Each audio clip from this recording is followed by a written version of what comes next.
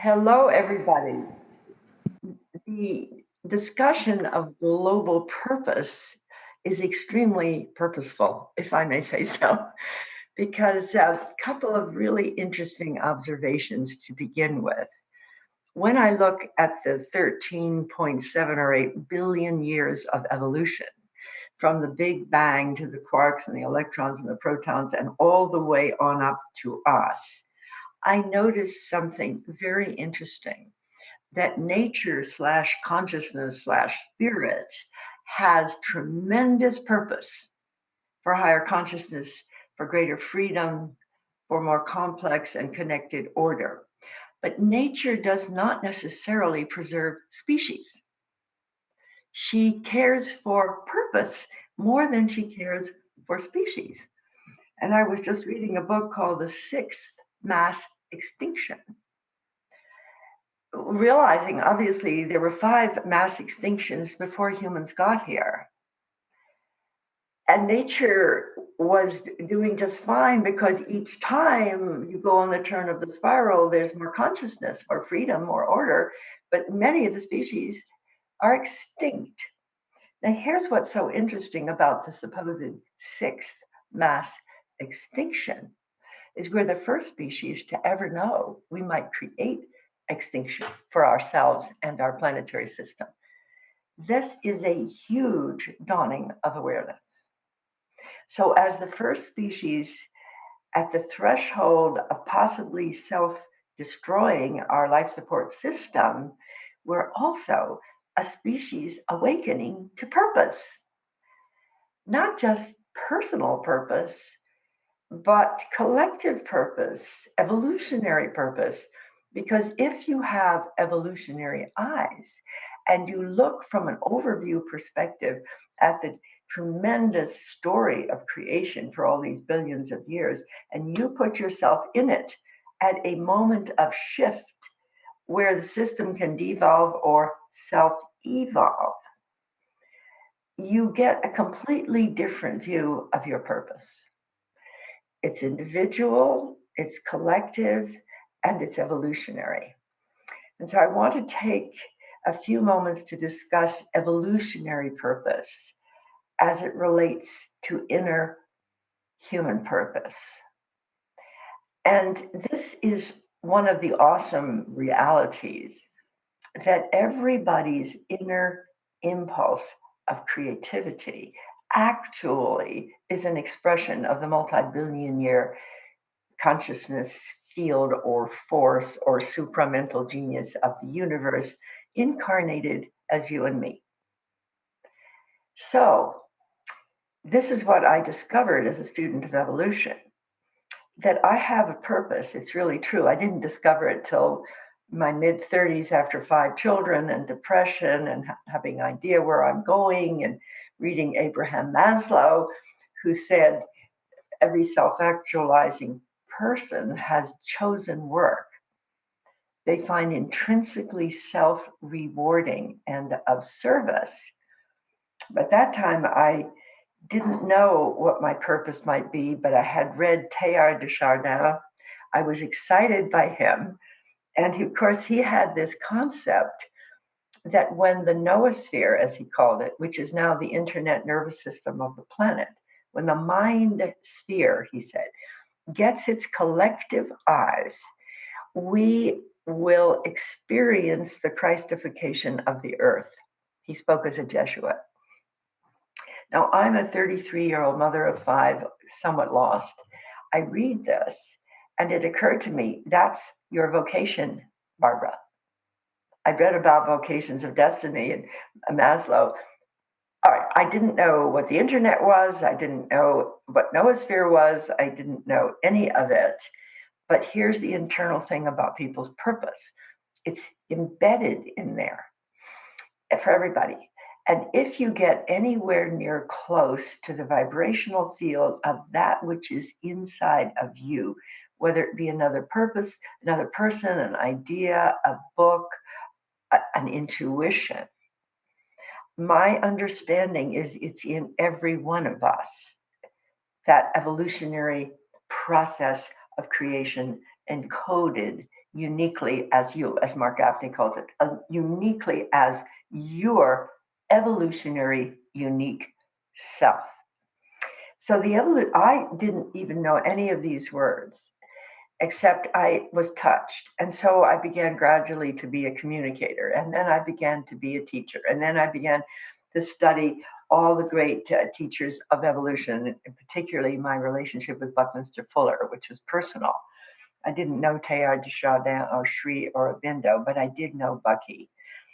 And just by mentioning the Christ consciousness as Teilhard did, Bucky came to me one day after I had written an evolutionary interpretation of the New Testament.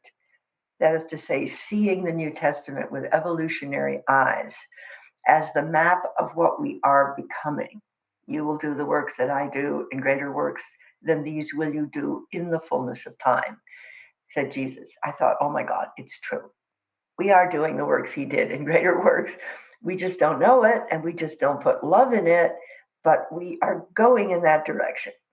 So I went into the monastery, picked up a New Testament, and began to write. And out of it came what I'm calling the evolutionary testament of co-creation. And obviously, those disciples had been in the presence of someone so advanced that everything that they said seemed like a miracle. But much of it, from the point of view of what we're beginning to do, is actually happening. So from a Jewish agnostic secular perspective, I turned on to the New Testament and I sent it to Buckminster Fuller. Buckminster Fuller met me in the garden in Annenberg Communication Center. We were both speakers. And the word came, he's not coming down. He wants to talk to you, Barbara. He's reading something. So I talked by myself. He came down. He had this book under his arm. He said, we have to close the door. He closed the door of the garden. And he said, Barbara, put his little forehead next to mine. I had the same experience. I was walking down a street in Chicago. An inner voice, a light came to me and said, Bucky, you are to be a first mini Christ on earth. What you attest to is true. And he told me he went to the New Testament and wrote something almost the same as I did and hid it.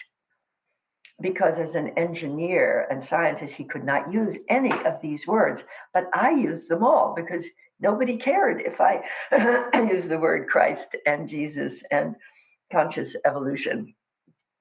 So I asked him for a blurb on the book, and he said, Barbara is the best informed human now alive on the subject of the future and what it can bring. Now, obviously, the World Future Society would not think that. I was not a professional futurist. I was not following the traditional modality of future-oriented understanding, but I had an experience of the future. And so I just want to say for a moment from the inner plane now, if we look at the billions of years of evolution and think of that arrow of evolution going through it as a consciousness force, and now seeing you and me as experiencing within ourselves the impulse to create, to be more, to love more, to have greater purpose. And if we don't see that the world is at a shift point, as Irvin said, with a tendency to greater coherence, greater intelligence, greater awareness, if we don't see that, if we think everything is failing, it's going to be very hard to fully awaken that inner purpose. But if we see that we are the results of billions of years of evolution, we are at a vital shift point where our own actions could lead to greater destruction, or our own actions could lead to greater evolution or conscious evolution. Then what happens, and this is what happened to me, I became aware, first of all, that I am evolution. When I asked this Christ presence in the inner plane, tell me, what story could humanity tell as great as the story they told about you, to say the Bible? And the answer was, tell the story of the birth of humanity as a co-evolving, co-created species. Barbara, go forth and tell the story of the planetary birth. Well, that was way, way back in the 1970s. And what I did was, however, I followed that guidance and I began to talk about it. And then the epiphany for me was, not only was I talking about evolutionary direction to being a planetary awakening, but I myself was awakening by telling the story. And one day I realized that I was at the Big Bang. The cells in my body, everything was created at that instant.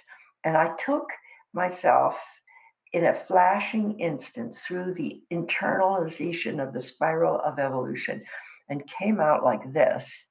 And I said to myself, I am evolution. You are evolution. We are conscious evolution. In humanity, evolution has become conscious. In humanity, evolution has choice. And now going to the inner plane of people's individual purpose, this is my intuition, that everybody's unique purpose is needed, as every cell in the trillions of cells making up our body is needed. Everyone is coded with a certain quality of purpose, excellence, impulse, creativity, yearning to express however it comes to you. And so often it doesn't feel real. Like mine, when the Noosphere, Barbara, you're here to help the Noosphere get its collective eyes. What? But you know what? That's what I'm doing. Absolutely. It's turned out to be real. So I'm saying the same thing for everybody. No matter how far-fetched it might be, you have to explore the inner impulse. And here's the amazing thing about this whole story of creation that we're all part of is recently I'm here in Colorado, in Sunrise Ranch, Colorado, and with Humanity's team and Steve Farrell, he came to me. I had this idea that I got actually just from an inspiration that telling the story of the birth of humanity was really telling the story of a birth of a new species. That when you put together the deep spiritually designed evolution to be more related to source, and put that together with the awakening of greater vocation and desire, like in me at 88 years old. What in the world is this passion? It's that inner impulse awakening me in my particular thing. And then over here is high tech.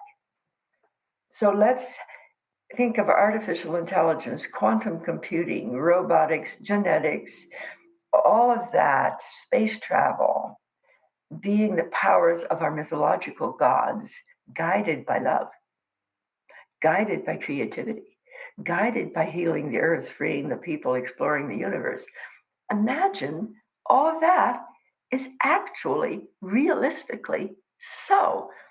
So I began the effort through my partnership with Humanity's team and Steve Farrell and his whole team to create a year-long journey on internet that's going on now. We just had, it's our first one, and it's called Awakening the New Species in You. And this is 52 weeks, and Irvin's going to be on it, Greg Braden, and all our famous friends, many of them are coming on. Howard Martin of HeartMath, Bruce Lipton will be on. So many of us are coming on, but it's not really about well-known speakers. I'm going to be asking every speaker and every participant, and there are hundreds of them now, because we just got started, hundreds and hundreds of them, is what's new in you? And we're going to create a field. And where are we going to do this? In the noosphere. And just the other day, I thought, oh my goodness, I am helping the noosphere get its collective eyes. And so are we right now. This whole global purpose event, coming from different parts of the world. Where are we coming into? The noosphere, the internet, and every voice is part of the consciousness field of Earth. And one of the teachers that I'm bringing on is a woman called Diane Collins, who wrote, Do You Quantum Think? And I'm going to tell all the people on the intensive, which is using a code a week that comes from my own universal self, my own memory of the future self. Diane Collins makes a very strong point about the purpose of the vibration of your voice. And the basic thought here is vibration creates. Resonant fields of vibrational frequencies affect matter. In fact, even bring unto you that which you are expressing, because voice and vibration creates. In the beginning was the Word, and the Word was made flesh. So with this 52 weeks, if you're interested in it, awakennewspecies.com. If you're interested in it, there's still time, because what is happening, I believe, is due to the quantum field and the fact of the system being able to devolve or self-evolve. We have been given the opportunity to show up as new humans in resonant fields, using our voices to share our experience of inner purpose in such a way that it will be picked up on the nervous system of humanity. And my heart's desire is that it will be a contribution among many, many other such contributions, but this one specifically designed to awaken the noosphere. And here at Sunrise Ranch, Steve Farrell met David Kasher, who's the spiritual director of Sunrise Ranch, and we've decided to have a convening of the new species in Loveland, Colorado. It's as good as any place. So in my statement is about global purpose. The purpose of evolution is to create greater consciousness, more complex order, and greater freedom of the individual. And we find ourselves at the next turn on the spiral, whereas the first species ever, we are able to influence consciously our own evolution. And we have a very short time in which to make this influence felt. I was with Ervin Laszlo in China a few years ago, and he stood up at a huge Chinese environmental movement and said, either we shift to environmental consciousness or we're going to go extinct. I remember saying to myself, okay, Ervin, how are we going to do this? Well, here's how we are given to do it, is we have a new nervous system. And the more of us put our voices of our purpose and see our purpose maybe as aligned with other people's purpose, and see our purposes in health, in education, in economics, in science and technology, in environment, in governance, the innovations in every one of those fields. Folks, if they were synergized, just synergizing innovations and individual purpose, as nature has been doing for billions of years, as systems become dysfunctional, innovations occur, and the nature of nature is eventually to have a non-linear connectivity of that which is innovative, and the system cooperates in its own self-transcendence, from single cell to multi-cell to animal to human. I am intuiting that we are a dissipative structure ourselves, that our system is dysfunctional, as more and more of us are aware, and more of us who have been innovating all these, decades are getting closer and closer to innovations connecting, like at this global purpose movement here. We're doing it right now, what I'm talking about, that there is a tendency in nature, and I'm sure Irvin would explain this, for there to be a quickening of the connectivity of the separate parts. Because if it doesn't happen quickly, the system will self-destruct. If our innovations and intuitions and life purpose cannot quickly connect synergistically, which is to say, where everyone gets to create more through sharing needs and resources rather than competing, when that happens, we have a new system already, very close. And another phrase I've used for it is synergistic democracy. It's pretty clear, not only in the United States of America, but around the world, that win-lose democracy, which was a great advance over monarchy, cannot coordinate a global system anywhere. It doesn't do that. It was very good at stopping anybody to become a king, but it was not really good at all about synergistic convergence. So the system kept growing and growing and growing until it hit a global pattern where if we continue to grow separately and in competition with each other, we could self-destruct. But it's also true that by the exact same realization that we could self-destruct, we can innovate and converge. And so the Awaken the New Species is one of the efforts to connect that which is innovative, creative, and loving on the Noosphere with a shared intention of everybody on this intensive to be a contribution to the planetary awakening, which is early on Teilhard's description of the Christification of the Earth. How long does it take?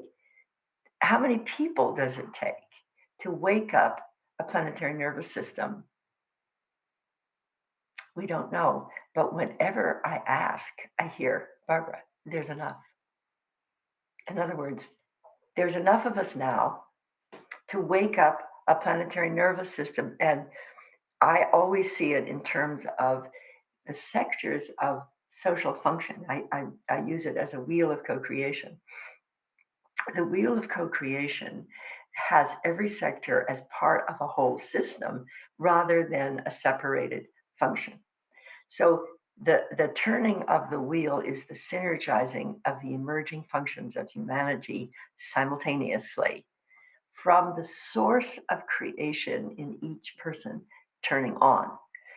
Now, global purpose movement is very close to cultivating this happening. One more degree of synergy among all the speakers, one more degree of convergence of what's emergent, and global purpose movement is actually helping us to awaken collectively. It is already by one after the other. However, as I was hearing the end of Irvin Laszlo's talk, I knew it was completely synergistic. And that means that Irvin and I would share more deeply so that more of what I'm doing would be infused with more of what he's doing and vice versa. It isn't just about cooperating. The cells that are creating my body are not just cooperating. You know, you think of creating an eye. The cells are not just cooperating to create an eye. There is a huge internal coherence in the eye, the ear, the thumb, the this, the that, the other. There's a technique to internal cooperation. And we've all been used the butterfly image. When those imaginal discs come on, they're all coded with the part of the butterfly that they are to create. And I'd like to maybe conclude by saying, I believe everybody is coded with the part of the emerging humanity that we are most lovingly and creatively designed to express. And that the great gift right now for everyone is to tune into the inner impulse inside you and say yes, and explore it, and follow that impulse that gives you joy, And when it's stressful, stop a little bit and see, where does it give you joy? Follow the compass of joy to the deepening of your life purpose. And then look for others that you can connect with, so that each of you gets to give more by joining than you would by separating. So we overcome the need of competition to prevail by discovering that you can only prevail if you find your partners. And this is a big case of vocational arousal for me. I'm very excited.